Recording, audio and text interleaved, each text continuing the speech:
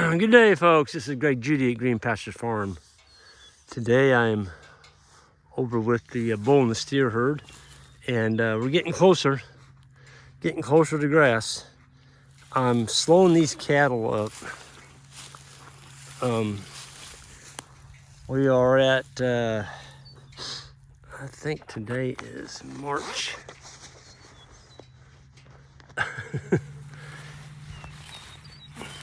I won't guess, I'll just tell you. Today is March 24th. Yep, just got back from Toronto. Did a wonderful workshop up there at Creemore on Saturday. Boy, what a crowd. Talk about a bunch of enthusiastic Canadians. So many great questions. What was impressive about the crowd was probably 50% of them were in their 20s to 30s. There was at least half that were young people. To me, that's encouraging when you see that many young people interested in regenerative ag. So, yeah, kudos to the folks down at Creemore that put that on at the new farm center. It's a nonprofit, and they're going to start giving workshops there, showing people different ways of farming and a little bit more friendly on the, we all have to live on this earth, and we don't need to be destroying our soil while we're trying to grow food. And that's what the new farm center is about, is growing healthy soil and healthy food. So it's a wonderful opportunity for you Canadians in Ontario. Check it out, the new farm center. It's there at Creemore. Just, 90 minutes outside of Toronto. But they've got it going on up there in Canada. That's exciting. But back to what we're talking about here.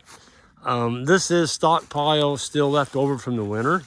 I haven't grazed this since, end of October, I guess it was. And I deliberately left, a lot of residual out here. I'm not of the practice, I don't want to take it all, because I found out in the springtime it will come up quicker if you leave some residual out here to feed the soil and catch rainwater. And the earthworms, the earthworms are working in here, folks. I'll just pull this area down right here. Look at that. I didn't pick out a special spot, but let me get this pulled back where you can see them. Here we are. That's all right there at the end of my thumb. That's all earthworm poo. Got a pH of 7. It's all in there. They're choking it up. There's a big old turd there. There's some more over here. Always cover it back up when you look at your earthworm habitat. Earthworms can't take sunlight. And you can see the grass is coming. There's some red clover, a little bit of bluegrass coming. Of course, there's the fescue, orchard grass. And so what I've done is we had 12 bales up here, and I got 12 days out of that last paddock over there. So I split it into fourths. Yeah, 1, 2, 3, 4. And I basically would give them a piece of that each day as forage, and then I'd unroll a bale of hay. By doing that, I bought 12 days to let all this in front of me get going. There's 160, right at 160 acres here in front of me. And it's coming, and it's coming good. But it just needs a little bit more time. And by slowing them up, what I'm doing is I'm giving them half a bale. So I'm gonna walk down here and show you what it looks like. It's pretty short down around this pond, because that's where they always, anytime you have a water source, they're gonna overgraze around that water source if you leave them there very long. And because I don't have it set up perfectly yet on this farm, this side doesn't have the water points exactly where I need them, but we are going to take care of that in time. But what's that old saying? Rome wasn't built in a day. So you just do the best you can every day. And yeah, just kind of sort it out after that. What's exciting is on this side of this hill where I've got some great big oak trees between McDowell's and us, which is where McDowell's own the Bale farm where the 100 acres is. And those trees put out some acorns, and I guess the nuts were buried by the squirrels. Anyway, I found 4 really nice white oak trees over there that are probably the diameter of my thumb. And the bulls didn't bust them up, so I'm gonna go with a steel post and some protective fencing. Probably just, I've got some old cattle panels, and I'm gonna make sure that they can't rub on those. And in 7 to 10 years, those things will be, 8 or 9 feet tall, and they'll be starting to provide some shade. When's the best time to plant a tree? Yesterday. That's right. If you procrastinate about planting trees, you'll never get them planted. Anyway, this is the next paddock. This will be tomorrow. What I'm doing, folks, my best stockpile's up there where that 4-wheeler's at. Up there. So what I did is I made long, narrow rectangles coming back to the water so that the bulls and the steers get some of that good stockpile. And then just to get consumption on this half a bale of hay, if you'll put it where they kind of load her at, they launder around down here after they get them a drink, they get bored, and they'll eat this. They'll eat this hay, which I unrolled with the Greg Judy Bale unroller that's hooked to that ATV up there. I don't run a tractor. We don't put tractors out on our landscape in the wintertime, not when the ground is soft.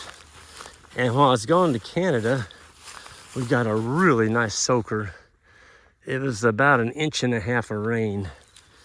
And when I got home, of course, Jan and Isaac took care of the chores because Alex was gone. And Jan goes, "You owe me big time." I'm like, "What do you mean?" She goes, "I got soaked. I got soaked doing chores." I'm like, "Well, that's kind of part of it." But so I got a honeydew chore or something I got to do to make up to Jan. Anyway, here's the rock skirt right here. This is the one that, see, we just bought this farm last year. This is the development farm. And Johnny put this rock skirt in. Well, it wasn't put in until, I think it was around July. Anyway, you can see it's holding up pretty darn good. There's a lot of rock still on it. It's a little bit more angle than I like, but it's holding up. It's got 12 ton of 12-inch rock as a base. And then it's got 12 ton of 2-inch rock as a finish. And then we just run this poly braid. That's the Powerflex poly braid. Best poly braid made.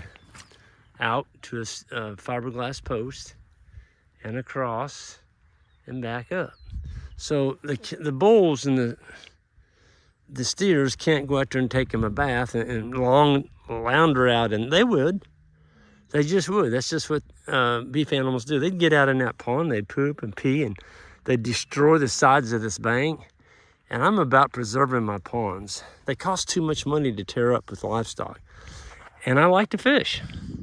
I gotta get some grass carp in here though. The previous owner, he was not that much of a fisherman. I think he's fishing more now that he doesn't have cattle, because he's got a really nice lake.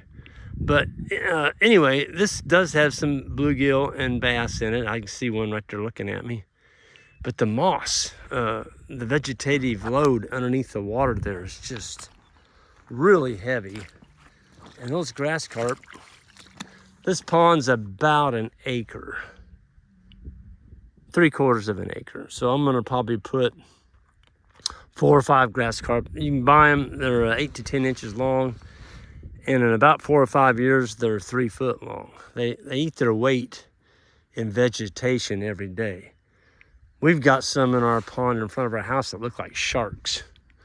I mean, they're like 4 feet long. They've been in there 15 years or more. They're monsters, absolute monsters. When you walk up on one and spook it, it looks like a boat motor swirl. I mean, just absolutely rips the water. But they've really cleaned our lake up, and that's what this one needs. So we got fish days coming up. I just saw it in the newspaper. We're gonna get some.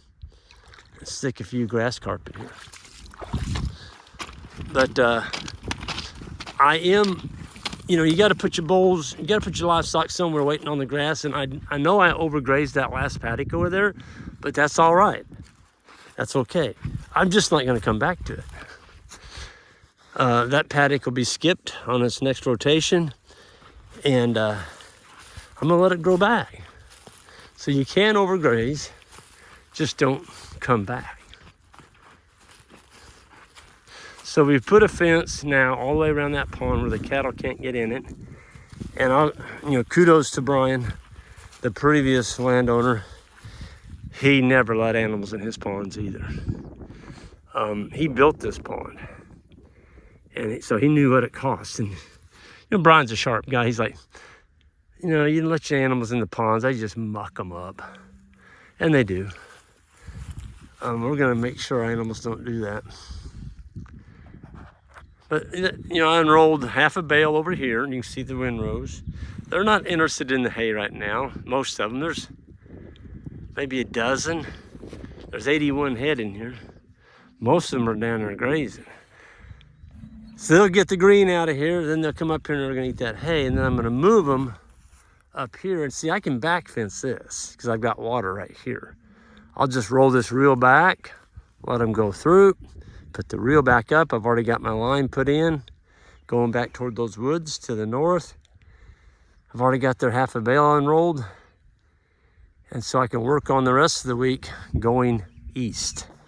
So we're just gonna slow them up, give the grass time. Thankfully, thank the Lord, we got that 1.5 inches of rain while I was gone, and that was a lifesaver. We're dry.